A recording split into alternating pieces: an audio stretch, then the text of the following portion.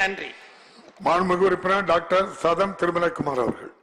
மாண்புமிகு பேரவைத் தலைவர் அவர்களே, மாண்புமிகு முதல்வர் அவர்கள் இன்று கொண்டு வந்த வரலாற்று சிறப்புமிக்க 2 தீர்மானங்களை மறுமலர்ச்சி திராவிட முன்னேற்ற கழகத்தின் சார்பில் வரவேற்கிறேன், ஆதரிக்கிறேன். இந்து ராஷ்டிரா கொள்கைகளை திணிப்பதற்காக ஒரே நாடு ஒரே தேர்தல் என்ற திட்டத்தை பாசிச பாஜக அரசு செய்ய முயல்கிறது. இது பல்வேறு பண்பாடுகளையும் பல்வேறு இனங்கள் பல்வேறு மொழிகளை கொண்ட பல்வேறு மாநிலங்களை கொண்ட கூட்டாட்சியாக இருக்கின்ற இந்திய ஒற்றுமையை குலைக்கின்ற சதியாக தெரிய வருகிறது. ஆகவே ஒரு காலம் ஒரே நாடு ஒரே தேர்தல் என்ற கொள்கையை நாம் ஏற்றுக்கொள்ள முடியாது.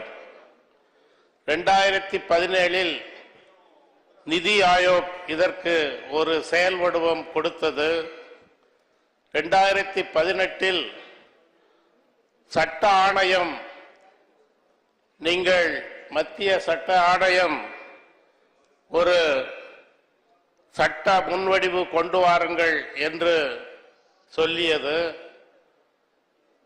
மத்திய தேர்தல் கமிஷனுடைய தலைவர் சுசில் சந்திரா அவர்கள், நீங்கள் ஒரு சட்ட முன்வடிவு கொண்டு வந்தால் தாங்கள் ஒரே நேரத்தில் தேர்தலை நடத்துவதற்கு தயாராக இருக்கிறோம் என்று சொல்லியிருக்கின்றார்கள். ஆகவே இது திட்டமிட்டு இந்தியாவின் கூட்டாட்சி தத்துவத்திற்கு எதிராக செயல்படுகின்ற ஒரு செயலாக கருதப்படுகின்றது. இது ஒரு காலம் நடக்கக்கூடாது. அதற்கு இந்தியாவில் முன்னோடியாக முதலாக நம்முடைய மாண்புமிகு முதல்வர் அவர்கள் வரலாற்று சிறப்புமிக்க இந்த தீர்மானத்தை இங்கே நிறைவேற்றி இருக்கின்றார்கள். அதே போன்று மக்கள் தொகை அடிப்படையில் மறுசீரமைப்பு செய்வதை நாம் ஏற்றுக்கொள்ளக்கூடாது. ஏனால் கட்டுப்பாடில் நாம் சட்டத்தை மீறாமல் கட்டுப்பாடோடு வாழுகின்ற நாம் மக்கள் தொகையில் பின்தங்கி இருக்கிறோம். ஆகவே நமக்கு எக்காரணம் கொண்டும் தொகுதிகள் மறுசீரமைப்பு என்ற பெயரில் தமிழ்நாட்டில் தொகுதிகளை குறைத்து விடாமல் நாம் எச்சரிக்கையாக பார்த்து கொள்ள வேண்டியது நம்முடைய தலையாய கடமை.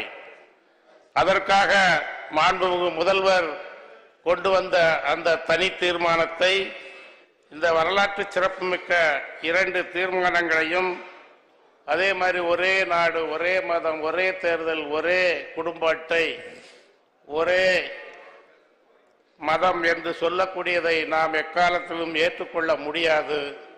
அதனால வரலாற்று சிறப்புமிக்க இந்த தீர்மானத்தை மறுமலர்ச்சி திராவிட முன்னேற்ற கழகத்தின் சார்பில் ஆதரித்து வரவேற்று அமர்கிறேன். நன்றி, வணக்கம். மாண்புமிகு உறுப்பினர் டி. ராமச்சந்திரன்.